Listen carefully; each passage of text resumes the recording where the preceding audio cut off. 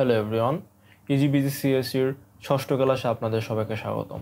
আমি হামিম, আর আজকে আমি আপনাদের সামনে নিয়ে এসেছি ফিক্সড পয়েন্ট ইটারেশন মেথড নিয়ে। এটি একটি নতুন মেথড, তো আজকে আমরা এ সম্পর্কে আরও বিস্তারিত জানব। তো প্রথমে আমরা জেনে নেই যে ফিক্সড পয়েন্ট ইটারেশন মেথডটা কী।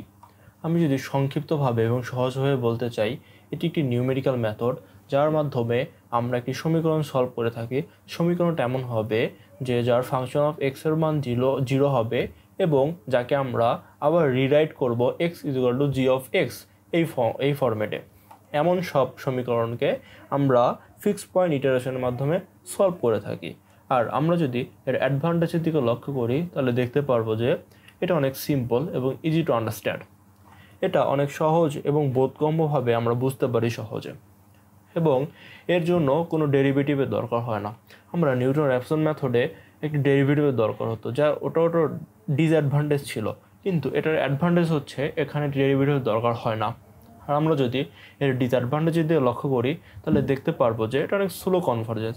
আমাদের নিউটন র্যাপসন মেথডটি অনেক ফাস্টলি কাজ করে থাকলেও এটি অনেক স্লো কনভার্জেন্স এবং রিকোয়ার্ড গুড ইনিশিয়াল গেজ। আমরা যে নাম্বারটা গেজ করব বা প্রথমে আমরা যে ভ্যালুটি নেব এক্স নটের মান, সেটা যত জিরোর কাছাকাছি হবে তত আমাদের ভালো হবে, তত আমাদের ইটারেশন কম করতে হবে।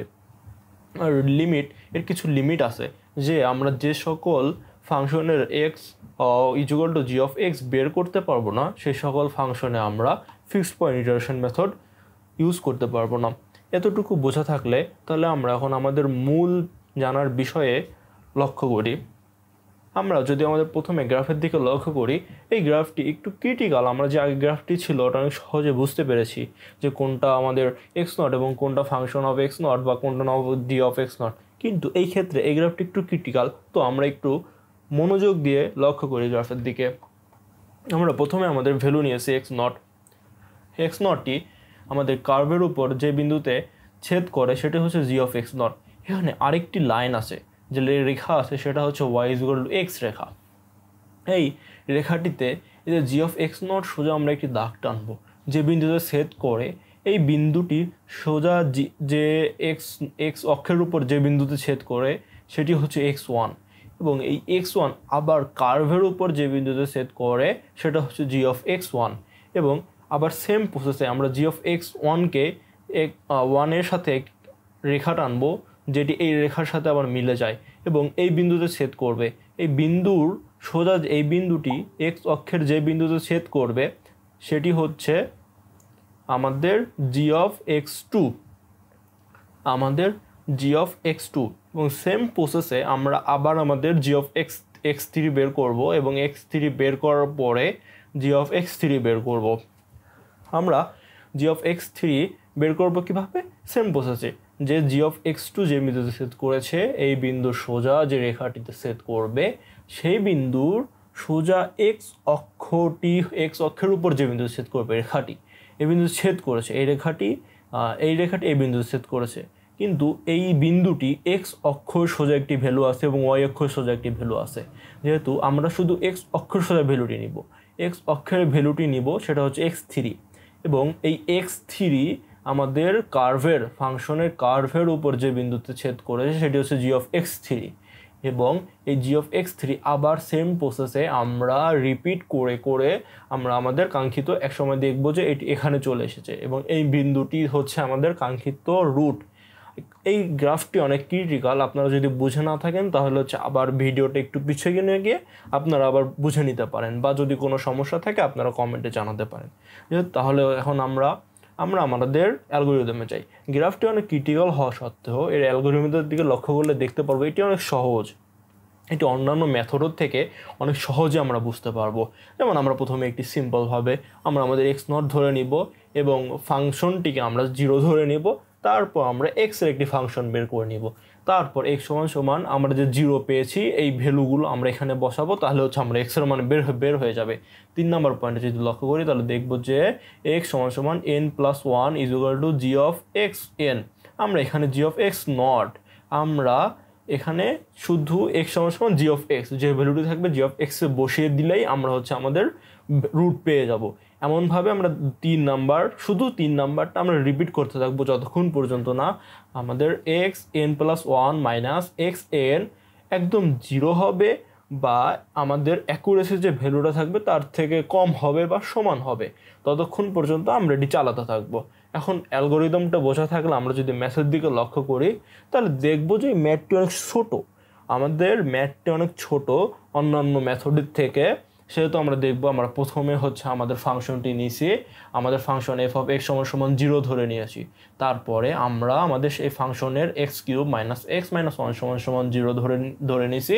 তারপরে আমরা x³ = x+1 ধরছি, আমরা এটা এর পাশে পার করে দিয়েছি। তারপর আমরা x এর একটি ভ্যালু পেয়েছি, এই ভ্যালুটি হচ্ছে g(x). g(x) সমান আমাদের এই ভ্যালুটি 3√x+1। এখন আমরা ধরে নিব যে x0 = 1.5। কেউ ইচ্ছা করলে 1, আমি গত ভিডিওতে যে আপনাদেরকে বুঝিয়ে দিয়েছি যে 1 ধরলে কি হবে বা 2 ধরলে কী হবে, আপনাদের ইচ্ছা মতো ধরে নিতে পারেন বা যার যা ইচ্ছা, কেউ 0.5ও ধরে নিতে পারেন। বাট সেক্ষেত্রে দেখা যাবে যে একবার আমাদের ইটারেশন বেশি করা লাগতেছে, একবার দেখা যাবে যে একবার ইটারেশন কম করা লাগতেছে, এইটুকুই পার্থক্য। এবং আমরা যদি এখানে লক্ষ্য করি যে আমাদের x1 এর ক্ষেত্রে আমরা g(x0) আমাদের যে এই ভ্যালুটি আছে, এই ভ্যালুটি আমরা হচ্ছে এই সমীকরণে বসিয়ে দিয়েছি। এই সমীকরণ আমরা এখন থেকে এই মেথডে আমরা এই সমীকরণ ব্যবহার করব। আমরা এই সমীকরণ ব্যবহার করব না, আমরা f(x)টা ব্যবহার করব না, আমরা সবসময় এটা ব্যবহার করব।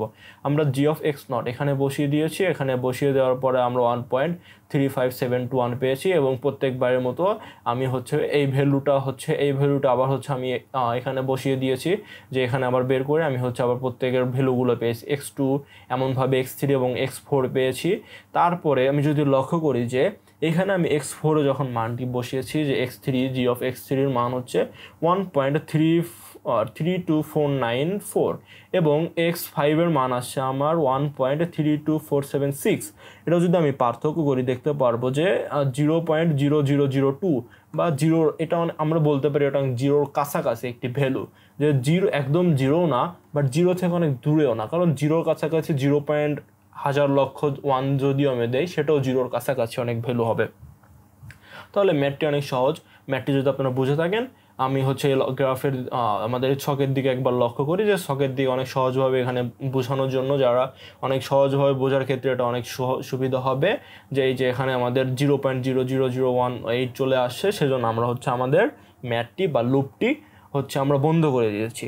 আমরা যদি এখন আমাদের কোডের দিকে আসি, লক্ষ্য করব যে আমরা আমাদের প্রথমে যে রিটার্ন একটা ফাংশন ধরে নিয়েছি, যেখানে রিটার্ন করবে হচ্ছে আমাদের এই সমীকরণটা রিটার্ন করবে। আমরা হচ্ছে সেম সমীকরণে রেখেছি যাতে আপনারা বুঝতে সুবিধা হয়, বা আপনারা একটা কোড হচ্ছে যখন আমি প্রত্যেকবার সমীকরণ লিখতে হবে না, শুধু কোডটি ভিতরের যে শুধু এই কন্ডিশন চেঞ্জ করে আপনারা অনেক সহজে কোডটি সমাধান করতে পারবেন। এখন দেখবেন যে ড্যাপসন মেথড আর হচ্ছে এটার কোড অনেক সেম, কারণ একটা কোড বুঝলে হচ্ছে পরের কোড আপনারা সহজে যাতে করতে পারেন, সেই ক্ষেত্রে হচ্ছে কোডগুলো অনেক সেমই আছে। এবং আমি হচ্ছে আবার আমি আরেকটা ফাংশন ডিফাইন করব, যেখানে হচ্ছে আরেকটা ফাংশন যেটা রিটার্ন করবে আমার হচ্ছে এই যে আমাদের এই ভ্যালুটি হচ্ছে রিটার্ন করবে, আমরা যেখানে ভ্যালুটি নিয়েছি এই ভ্যালুটাই হচ্ছে রিটার্ন করবে। এবং ইটারেশন করব, যেমন হচ্ছে i = 1 এবং কন্ডিশন ট্রু, কন্ডিশন ট্রু থাকবে ততক্ষণ পর্যন্ত, কন্ডিশন ট্রু থাকবে যতক্ষণ পর্যন্ত f(x1) আমাদের ইয়ার থেকে বড় হবে, ততক্ষণ পর্যন্ত কন্ডিশন দূর থাকবে। এটা একটি লজিক যে f(x1) আপনার ইচ্ছা করলে হচ্ছে এটাও নিতে পারেন, যে আপনার এই কন্ডিশনটাও লিখে দিতে পারেন, কোনো সমস্যা না, যার যেটা সুবিধা হবে সে সেটা লিখতে পারবেন। এই কন্ডিশন দিয়ে আপনারা সেম ভ্যালুই পাবেন এবং কোনো সমস্যা হবে না। এবং আমরা যতক্ষণ পর্যন্ত না এই যে আমরা এখানে এই যে আমাদের লজিক যে সূত্রটা ছিল, আমাদের 3 নাম্বার স্টেপে যে সূত্রটা ছিল আমরা এখানে ইউজ করেছি, এবং আমরা আমাদের ভ্যালুগুলো আবার হচ্ছে রিঅ্যাসাইন করেছি, এবং এর মান একবার করে বাড়ানোর পরে আমরা প্রিন্ট করে দিয়েছি আমাদের মূল যে ভ্যালুটি, এটা হচ্ছে আমাদের রুট, x1টা হচ্ছে রুট, এবং আমার হচ্ছে 0.01 আমার যে অ্যাবসলিউট ভ্যালুটি ছিল, অ্যাকুরেসি ভ্যালুটি, সেটা হচ্ছে আমাদের ভ্যালু এখানে অ্যাসাইন করে দিয়েছি। আজকের ক্লাস এই পর্যন্ত। আজকের ক্লাস অনেক সহজেই আপনারা বুঝতে পারবেন, শুধু গ্রাফটি একটু সমস্যা ছিল, গ্রাফটি একটু কঠিন, যদি গ্রাফটি বোঝা না থাকেন তাহলে হচ্ছে আপনারা পিছনে গিয়ে আবার গ্রাফটি দেখে আসতে পারেন, আর যদি বুঝে না থাকেন তাহলে হচ্ছে আপনারা কমেন্টে জানাতে পারেন। আর যদি কেউ আগের মেথডগুলো না জেনে দেখে থাকেন তাহলে হচ্ছে ডিসক্রিপশনে দেওয়া লিঙ্ক থেকে বা হচ্ছে প্লে লিস্ট থেকে আপনারা দেখে নিতে পারেন। আজকের ক্লাস এই পর্যন্তই, ধন্যবাদ আপনাদের সবাইকে।